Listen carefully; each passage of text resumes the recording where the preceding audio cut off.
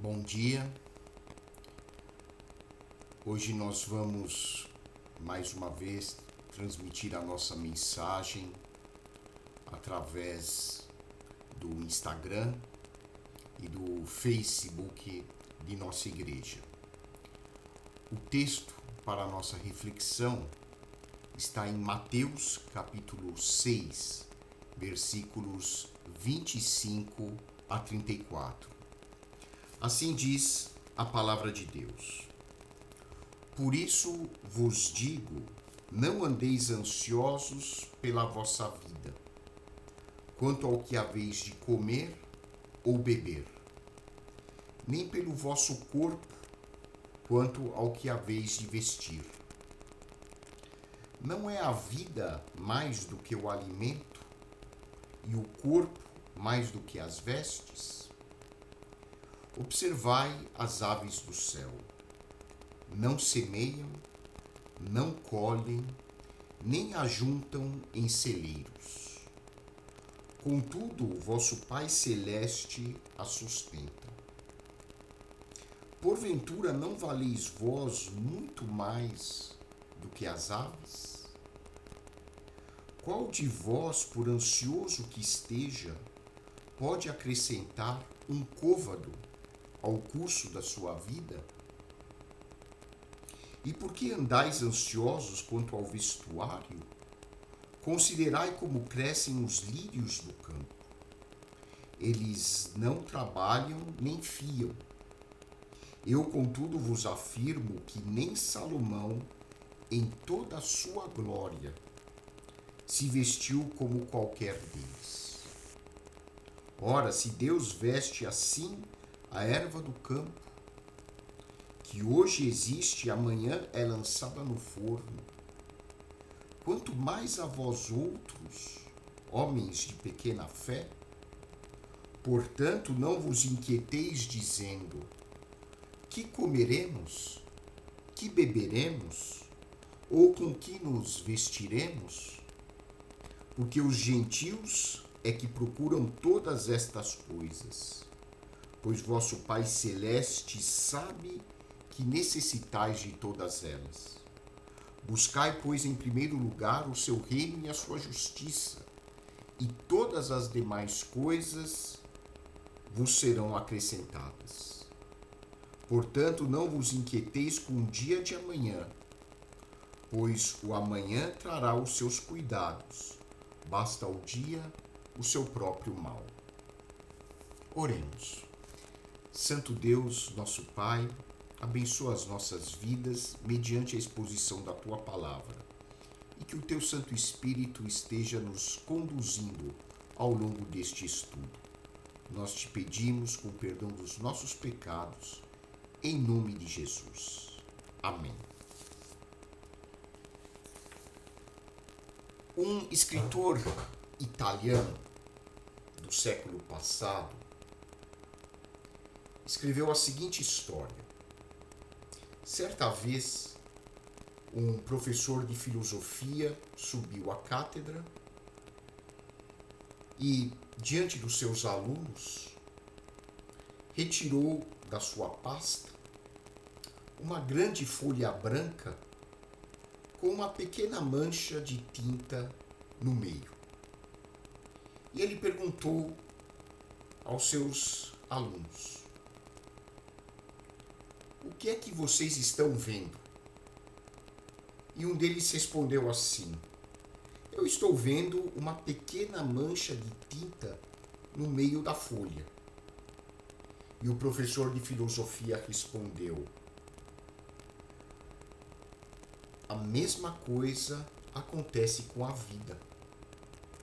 Nós olhamos para os pequenos defeitos, os pequenos problemas e deixamos de prestar atenção na maravilhosa folha branca que é a vida. Especialmente nesses momentos tristes de pandemia que estamos vivendo, há uma pergunta que nós devemos nos fazer. Qual é o sentido da vida? Por que eu estou aqui?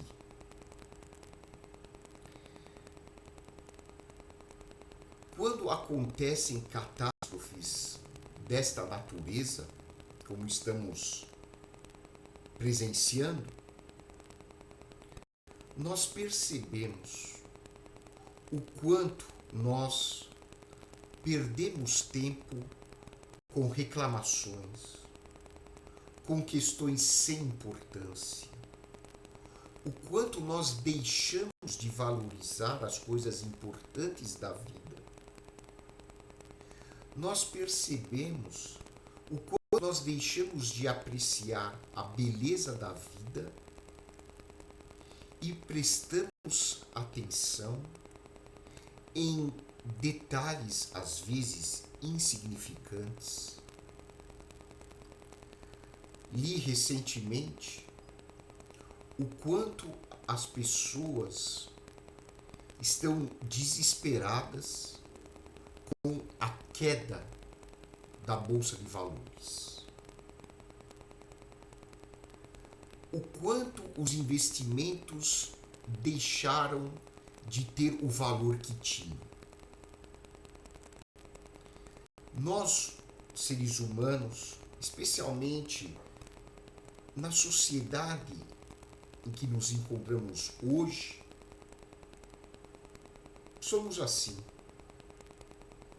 Nós somos propensos a nos deixar contaminar pela cultura materialista que nos incentiva a concentrar a nossa atenção em como podemos ficar mais ricos, em como podemos conquistar mais bens materiais, em como podemos viver uma vida de mais prazeres. Afinal de contas, o prazer, a riqueza, os bens de consumo constituem, infelizmente, o alvo preferencial de boa parte da nossa sociedade. Nós não nos perguntamos qual é, de fato, o verdadeiro sentido da vida. Infelizmente, às vezes, nós precisamos passar por terríveis momentos de dificuldade para nós percebermos o quanto nós temos desviado o nosso foco daquilo que é importante. Aliás, em grego, a palavra pecado é hamartia, que significa errar o alvo. E nós temos errado o alvo. Deus, aqui na sua palavra, quer nos mostrar não só qual é o sentido da vida, mas como nós podemos realmente ficar ricos. Mas não ricos no sentido que a nossa cultura dá o termo, mas ricos no verdadeiro sentido essencial da palavra, que é termos aquilo que realmente precisamos. E o melhor investimento é investir nos valores do reino de Deus. Como nós podemos ficar ricos? Jesus, aqui no Sermão do Monte, nos mostra algumas estratégias para sermos ricos verdadeiramente.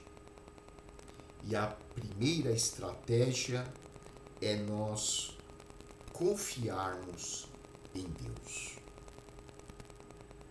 Sabem, meus irmãos, às vezes nós, pregadores, expositores da palavra,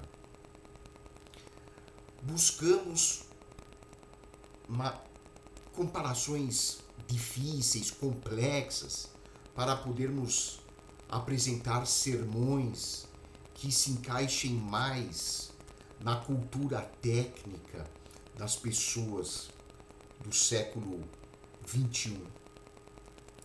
Mas é impressionante como Jesus é simples nas suas palavras.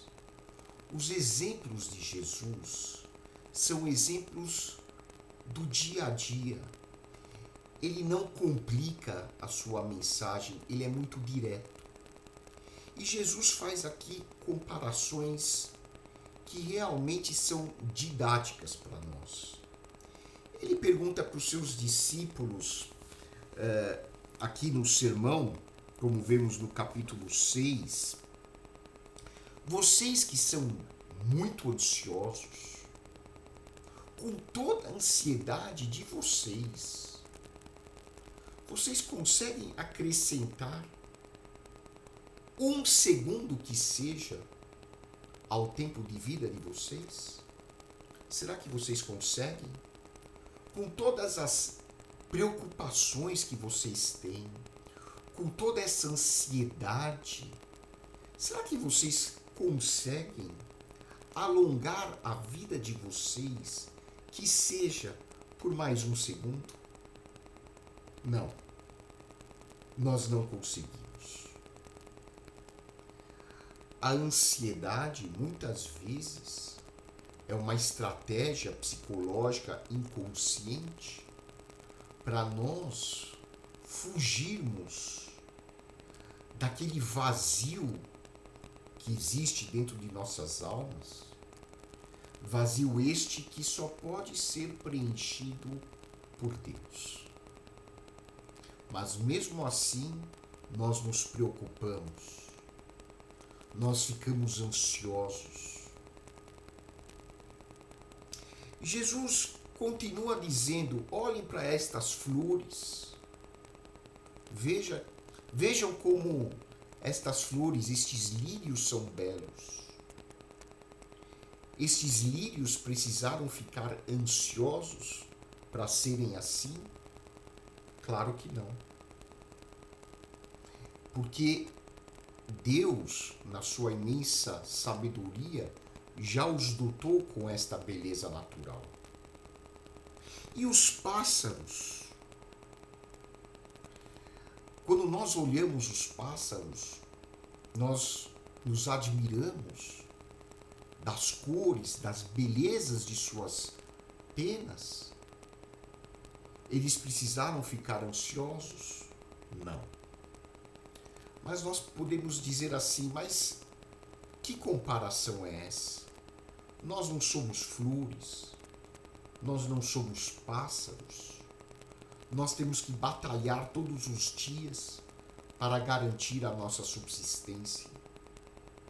É verdade, mas eu acredito que nós desperdiçamos boa parte da nossa energia mental e da nossa energia física com preocupações totalmente desnecessárias.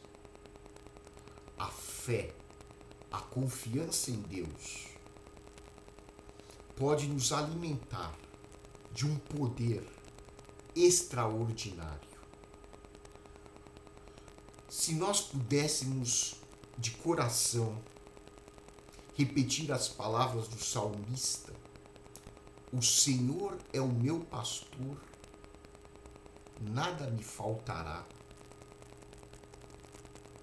Como uma ovelha confia em seu pastor, assim nós também devemos confiar na providência de Deus.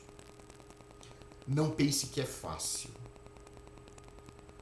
Eu confesso a você que, mesmo sendo pastor, mesmo me dedicando ao estudo da Bíblia muitas vezes eu me vejo duvidando das promessas de Deus.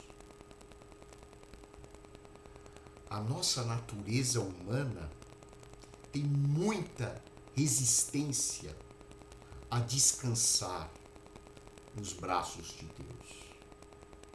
É necessário empenho, é necessário dedicação para que nós possamos realmente confiar na graça, na misericórdia, no cuidado do nosso Deus, assim como uma criança pequena confia nos cuidados de seus pais. Investir na fé é investir em uma tremenda riqueza espiritual. Uma outra estratégia, de acordo com Jesus, para sermos verdadeiramente ricos, é buscar a presença de Deus. Jesus diz aqui no versículo 33, buscai, pois, em primeiro lugar o seu reino e a sua justiça, e todas estas coisas vos serão acrescentadas.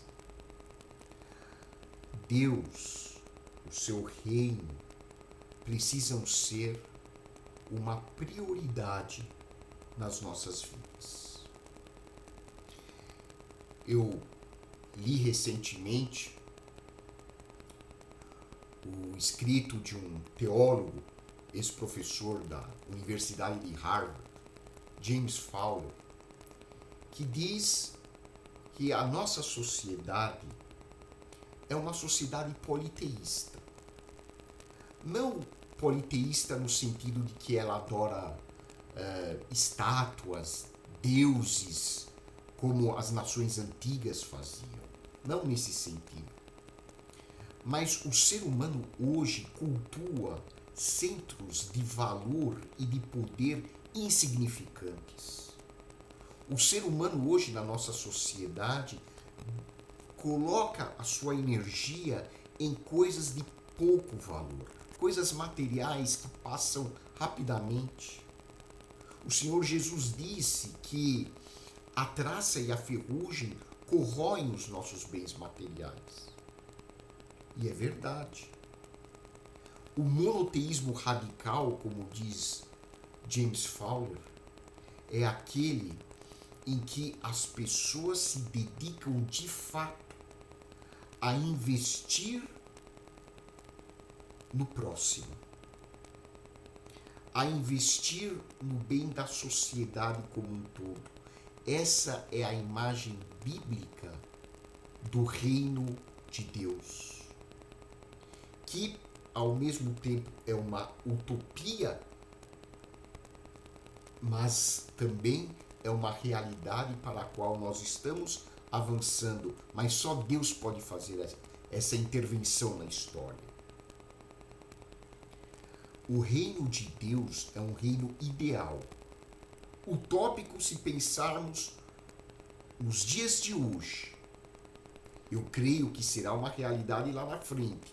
Hoje, o reino de Deus é uma utopia no sentido não negativo da palavra, mas no sentido positivo.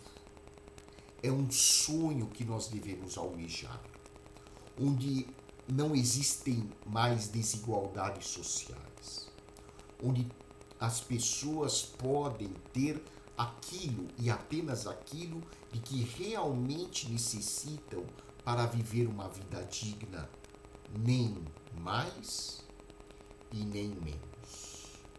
Só o suficiente para poderem viver uma vida com dignidade, onde todos possam ter acesso à educação, à saúde, ao lazer adequado. Mas para que isso se torne uma realidade, todos nós precisamos buscar, em primeiro lugar, o reino de Deus.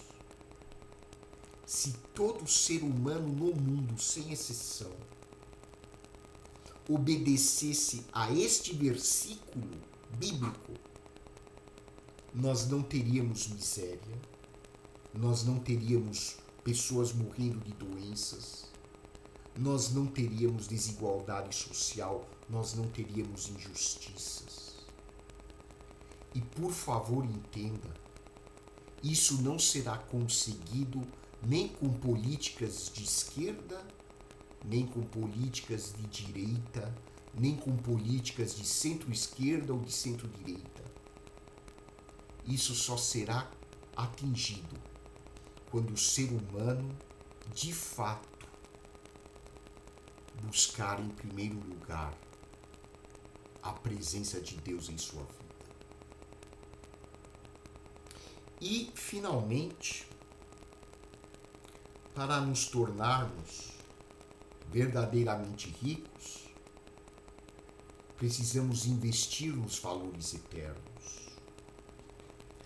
Diz aqui o Senhor Jesus, portanto, não vos inquieteis com o dia de amanhã, pois o amanhã trará os seus cuidados.